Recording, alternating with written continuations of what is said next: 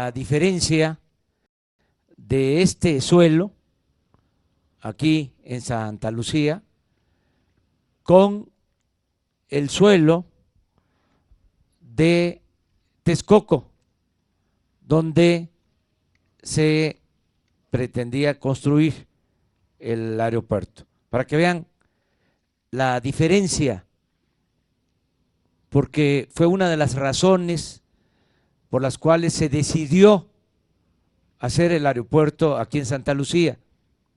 Allá es un lago y el suelo firme no está a 4 metros, está a 26 y a 30 metros. Entonces,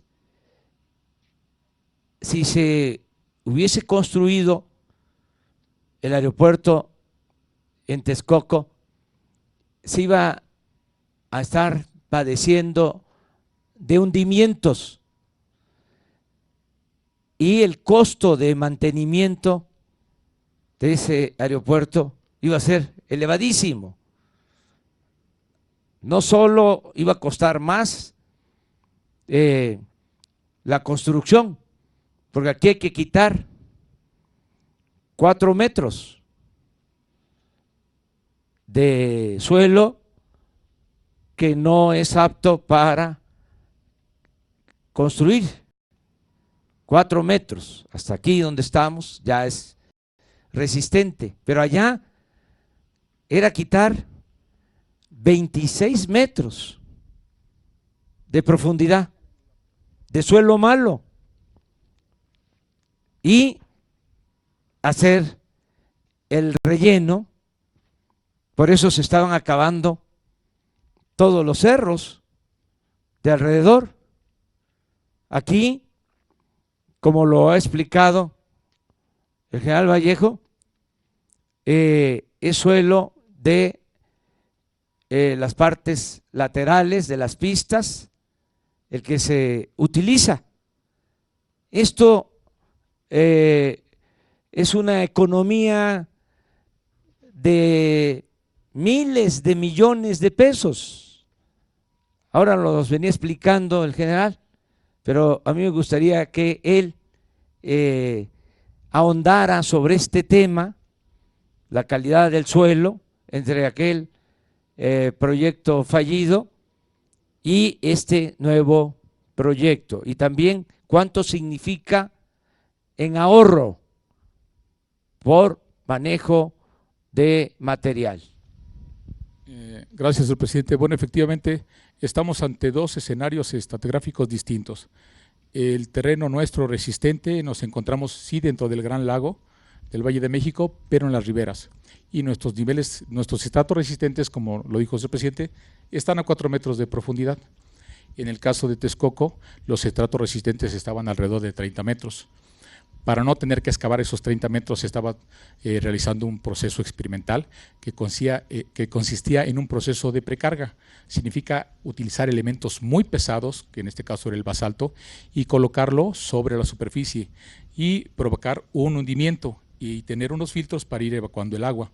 Lo que se logró es que había hundimientos de alrededor de 2 metros en adelante y tenían que esperar a que esos asentamientos, esos hundimientos dejaran de ser muy representativos para que una vez hundido todo ese material, retiraran toda la capa de material pesado, la pusieran a un lado y trajeran material limpio de banco para hacer las pistas. Evidentemente se encontraban a la mitad del proceso y era un proceso muy costoso, y que además iba a dilatar mucho tiempo.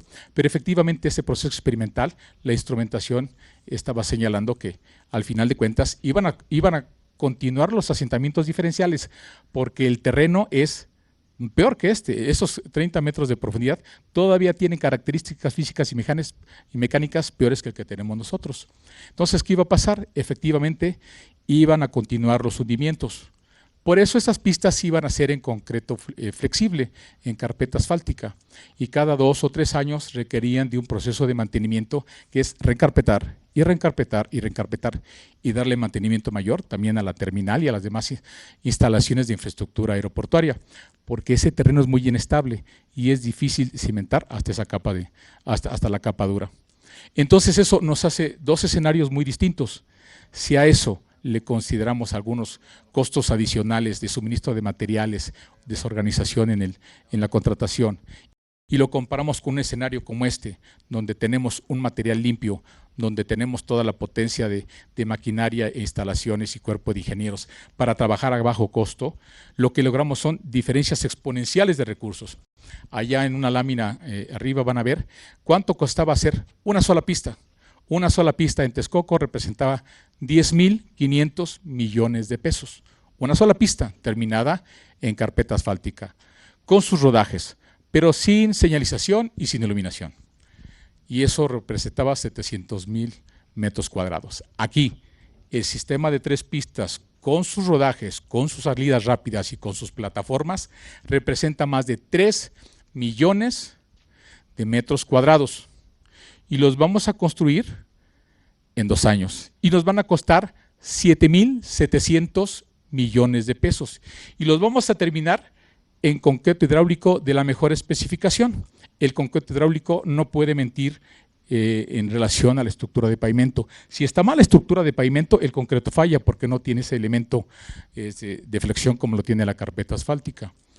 En síntesis, nosotros, 3 millones de metros cuadrados de concreto hidráulico en nuestra infraestructura aeroportuaria, nos va a costar 7,700 millones de pesos. Una sola pista, todas las pistas 2, 3 y 6 del aeropuerto de Texcoco representaban 32,000 millones de pesos. Hay una economía de 23,000 millones de pesos, que en síntesis representa una menor carga tributaria al ciudadano mexicano. Es una economía que hoy se está logrando aquí. En estos momentos nosotros estimamos ya ahorita economías de 2,000 millones de pesos, porque ese material limpio de banco que ven ustedes aquí está siendo tomado de bancos de préstamo laterales del nivel -4 al -8. Lo traemos y lo ponemos de este lado y por medios mecánicos logramos su compactación al 98% de su peso volumétrico seco, que son las características de Terraplén. Esto ya está certificado por ADPI, por la Agencia Federal de Investigación de Aviación y por todos los elementos que participan con nosotros. De esta manera trabajamos continuamente suministrando el material del banco de préstamo lateral, donde no se pueden construir instalaciones por el uso aeroportuario, y el producto de excavación lo ponemos ahí. Esto genera economías de escala y los invitamos arriba para que vean a detalle lo que representa eso en tecnología y en recursos. ¿Podemos subir por aquí?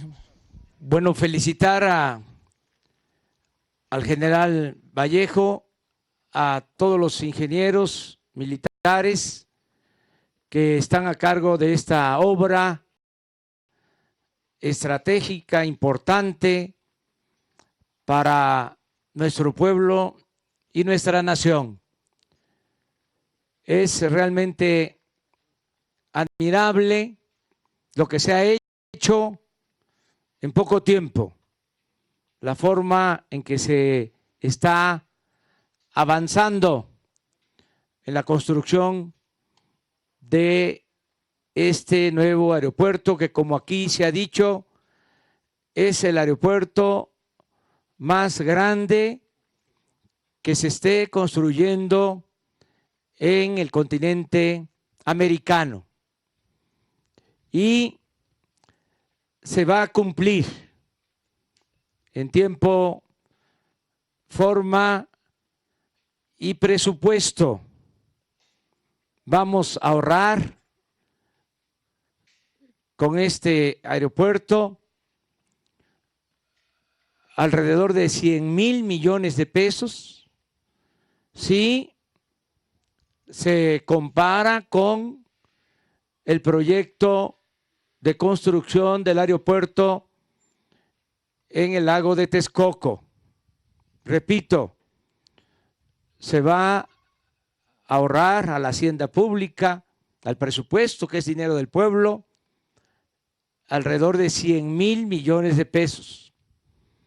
Pero además no se va a cerrar el aeropuerto actual de la Ciudad de México y este aeropuerto militar de Santa Lucía, como estaba contemplado en el proyecto de Texcoco, que por la forma en que habían trazado las pistas y por interferencia aérea, se tenían que cerrar 2 aeropuertos. Por eso celebro el que se haya tomado la decisión de construir este aeropuerto Felipe Ángeles en la base militar de Santa Lucía. Hubieron algunos problemas, no muchos, por cierto. Sí se interpusieron amparos con el propósito de detener la obra, más que nada por cuestiones políticas. Tuvimos que esperar a que se resolvieran las demandas de amparo, más de 100, y actuamos con respeto a la legalidad. Al final se resolvió legalmente, se aprobó por el Poder Judicial la construcción de este aeropuerto y estamos, repito, muy contentos porque ya se está trabajando a muy buen ritmo conforme al proyecto. No hay ningún obstáculo técnico. Se puede mantener este gran aeropuerto al mismo tiempo que funciona el aeropuerto actual de la Ciudad de México y el aeropuerto de Toluca, que también se va a habilitar, porque el Estado mexicano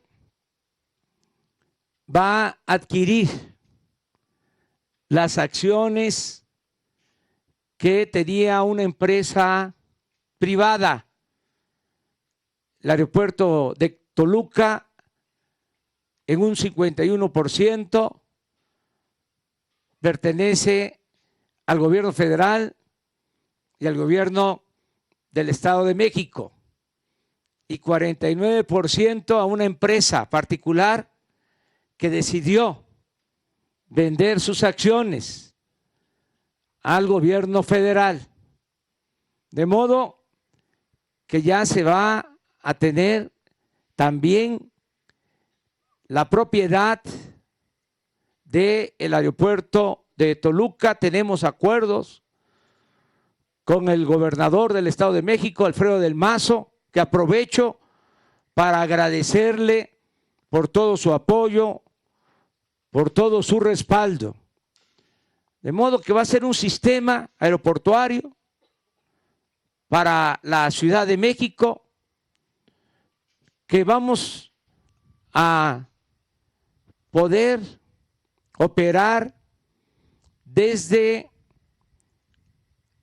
el 2022. Acabo de reafirmar el compromiso.